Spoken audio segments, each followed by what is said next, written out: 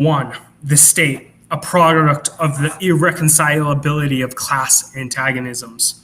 What is now happening to Marxist theory has, in the course of history, happened repeatedly to the theories of revolutionary thinkers and leaders of the oppressed classes fighting for emancipation.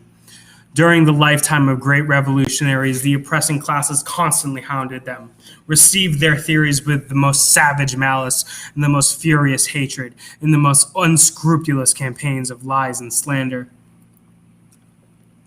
After their death, attempts are made to convert them into harmless icons, to canonize them, so to say, and to hallow their names to a certain extent for the, quote, consolation of the oppressed classes, and with the object of duping the latter, while at the same time robbing the revolutionary theory of its substance, blunting its revolutionary edge,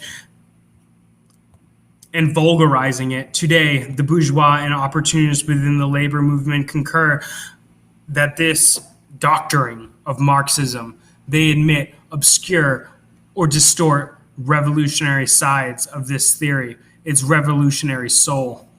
They push to the foreground and extol what is or seems acceptable to the bourgeoisie. The social chauvinists are now, quote, Marxists, don't laugh. And more frequently, German bourgeois scholars, only yesterday specialists in the annihilation of Marxism, are speaking of the national German Marx, who, they claim, educated the labor unions, which are so splendidly organized for the purpose of waging a predatory war.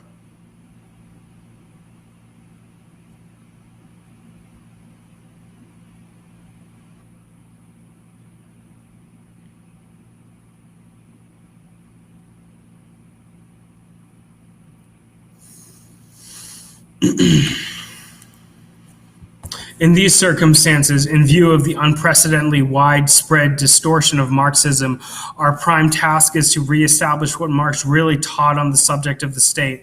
This will necessitate a number of long quotations from the work of Marx and Engels themselves. Of course, long quotations will render the text cumbersome and not help at all to make it a popular reading, but we cannot possibly dispense with them.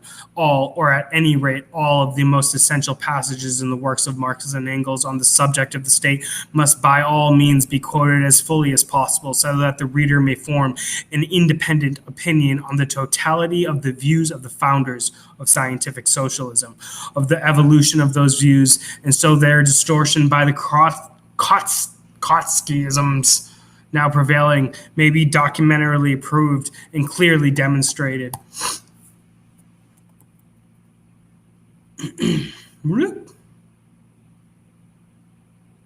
Ugh, you know what?